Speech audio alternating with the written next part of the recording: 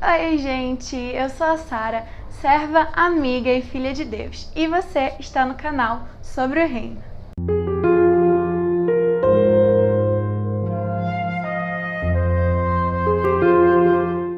Hoje nós vamos falar de uma das minhas histórias preferidas da Bíblia. Vamos falar sobre a história de José. Muitos conhecem esse personagem e no vídeo de hoje nós vamos ver 5 coisas que nós precisamos aprender com ele. 5 características de José que você e eu precisamos ter também. Então vamos lá.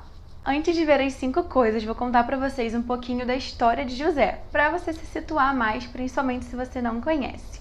José era filho de Jacó, que era filho de Isaac, que era filho de Abraão, os patriarcas aí do povo de Israel.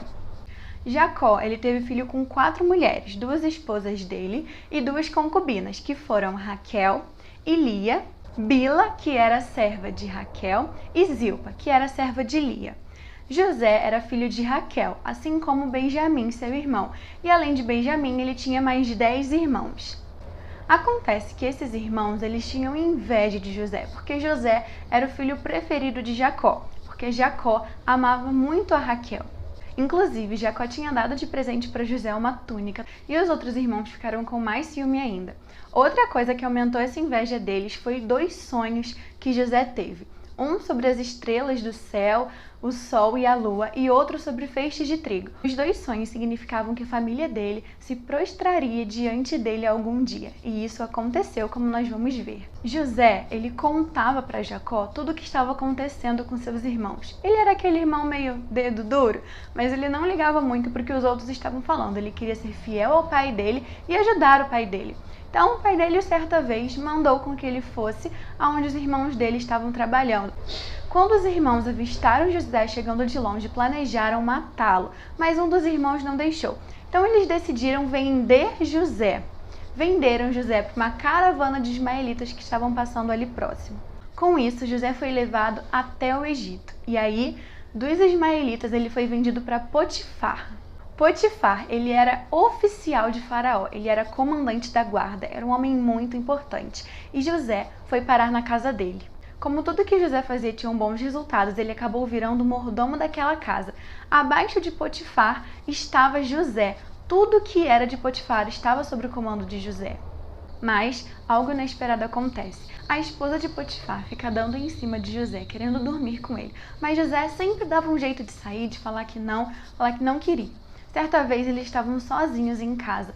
Ela deu em cima dele de novo, ele saiu correndo, mas a túnica dele, a capa dele acabou ficando na casa. Então ela usou isso como desculpa para inverter toda a história. Ela inverteu todos os personagens e contou que José, que na verdade queria dormir com ela. Com isso, José foi parar na prisão. Essa história tem muitas reviravoltas. José vai parar na prisão junto com o ex-copeiro e o ex-padeiro de Faraó. Na prisão, José, mais uma vez, comanda aquele lugar. O carcereiro confiava tanto em José que colocou ele como líder ali dos presos. Ele confiava que José não ia fugir nem libertar os outros, ele estava como um guarda, sendo que ele era um prisioneiro também. Então ele cuidava de tudo e o carcereiro nem se preocupava com o que aconteceria, porque ele confiava muito em José.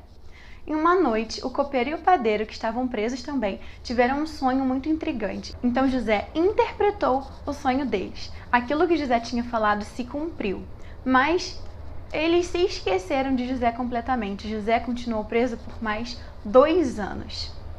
2 anos depois de toda essa história, Faraó teve um sonho também. E aí o copeiro se lembrou de que o sonho que José tinha interpretado dele se cumpriu. Então ele manda chamar José e José interpreta os 2 sonhos que Faraó também teve, que significavam os 7 anos de fartura e os 7 anos de fome. José, além de interpretar o sonho, já trouxe uma solução para Faraó. Ele falou para Faraó guardar o mantimento durante todo o tempo de fartura, para que pudessem comer e vender durante o tempo de fome. Faraó então coloca José como comandante de todo o Egito. Abaixo de Faraó estava diretamente José. Ele era o 2º homem em toda a terra do Egito, que era uma terra muito próspera. Passados os 7 anos de fartura, teve fome em toda a terra, e as pessoas até de outros povos iam até o Egito para comprar mantimento. Isso tudo sendo governado e administrado por José.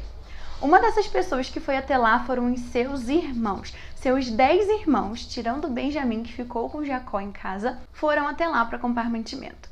José então dá uma enrolada neles, pede para eles voltarem, buscarem Benjamim. Depois que buscam Benjamim, ele realmente diz quem ele é, pede para ele ir lá e buscar o pai também. Ele coloca todo mundo para morar numa cidade vizinha do Egito, dando mantimento para eles, dando abrigo, dando tudo o que eles precisavam. José, além de perdoar os seus irmãos, ainda manteve eles ali seguros e provendo tudo o que eles precisavam. Bom, essa foi a história de José, bem resumidinha mesmo para você entender o contexto geral. E agora vamos ver as 5 coisas do caráter dele que nós precisamos ter também. A primeira coisa é a integridade de José. Como que ele era confiável, independente de onde ele estava. Quando ele estava em casa, ele era confiável aos olhos do pai. O pai confiava que o que ele falava era verdade, acreditava no que ele dizia. Todas as áreas da vida dele, todos confiavam nele. Olha só o que está escrito lá em Gênesis 39, dos versículos 4 ao 6. Assim, José achou favor diante dos olhos do seu dono e o servia, na casa de Potifar. E ele pôs José por mordomo de sua casa e lhe passou às mãos tudo o que tinha. E desde que Potifar o fez mordomo de sua casa e encarregado de tudo o que tinha, o Senhor abençoou a casa do egípcio por causa de José. A bênção do Senhor estava sobre tudo o que tinha, tanto em casa como no campo. Potifar confiou tudo o que tinha às mãos de José, de maneira que não se preocupava com nada, a não ser com o pão que comia. Potifar, ele não se preocupava com nada. Se estava sob a direção de José, ele tinha certeza que José daria conta e que José faria o seu melhor e que tudo prosperaria porque o Senhor estava com ele. Quando ele foi preso, a mesma coisa aconteceu. No mesmo capítulo, olha o que diz lá no versículo 22. Este, o carcereiro, confiou às mãos de José todos os presos que estavam no cárcere, e José fazia de tudo o que se devia fazer ali. E no 23, o carcereiro não se preocupava com nada do que tinha sido entregue às mãos de José, porque o Senhor estava com ele, e tudo que ele fazia, o Senhor prosperava. Dá para notar que Deus estava com José. Tudo que José fazia, ele era bem sucedido no que fazia, e todos que estavam à volta dele confiavam no caráter dele. Então, seja íntegro e seja confiável perante as pessoas que estão com você. A Bíblia diz para fazermos tudo que vier às nossas mãos com todo o nosso coração, como se nós não estivéssemos fazendo para os homens, mas sim para Deus. E é assim que José fazia tudo. Ele não pensava que estava fazendo para Potifar, para o carcereiro, mas ele estava fazendo tudo para Deus, e por isso Deus estava com ele. A segunda coisa é que José era puro. Essa é uma parte da história que eu acabei de contar, quando a esposa de Potifar quer dormir com José, mas ele sai correndo. E olha só como que a Bíblia diz. Gênesis 39, versículo 7. Assim, depois de algum tempo, a mulher de Potifar pôs os olhos em José e lhe disse: venha para a cama comigo. Ele, porém, recusou e disse à mulher do seu dono: escute, o meu senhor não se preocupa com nada do que existe nessa casa, porque eu estou aqui. Tudo o que tem ele passou às minhas mãos. Não há ninguém nesta casa que esteja acima de mim. Ele não me vedou nada a não ser a senhora, porque é mulher dele. E aí, olha só o que vem aqui. Como, pois, cometeria eu tamanha maldade e pecaria contra Deus? Ela falava com José todos os dias, mas ele não lhe dava ouvidos, recusando-se a ir para a cama com ela e ficar perto dela. E aí vai contar a história que eu falei, que eles estavam sozinhos certo dia, então ele saiu correndo e deixou a capa dele, então foi preso. Mas nessa parte da história é interessante ver que ele sabia que ele não estaria pecando só contra Potifar, mas contra Deus. Ele estaria cometendo uma maldade contra Potifar porque ele era da confiança dele, mas acima de tudo ele estaria pecando contra Deus. E lembra sobre o que falamos da tentação no último vídeo. Ele só não se deitou com ela, mas ele evitava ficar perto daquela mulher, e quando ficou mais sério, ele saiu correndo da casa. Ele foi puro e buscou ser santo em tudo que ele fazia, por mais que no momento isso custou a liberdade dele, por mais que aos nossos olhos pareça algo ruim. Deus sabe de todas as coisas. A consequência no momento foi ruim porque ele foi preso, mas teria sido uma consequência pior se ele tivesse cedido à tentação e dormido com ela. No fim das contas, tudo deu certo, porque como a Bíblia diz, todas as coisas cooperam para o bem daqueles que amam a Deus e que são chamados segundo o seu propósito. Amar a Deus e obedecer aos mandamentos dele, e assim tudo cooperou para o bem de José. A terceira coisa é que José era humilde. Ele reconhecia que o dom dele de interpretar os sonhos não vinha dele, não era um bem que ele tinha, mas era algo que Deus tinha dado a ele.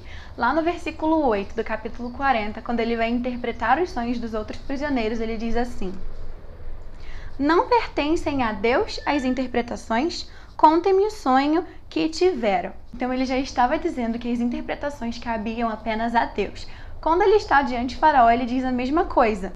Lá no capítulo 41, versículo 16. José respondeu: isso não está em mim, mas Deus dará resposta favorável ao Faraó.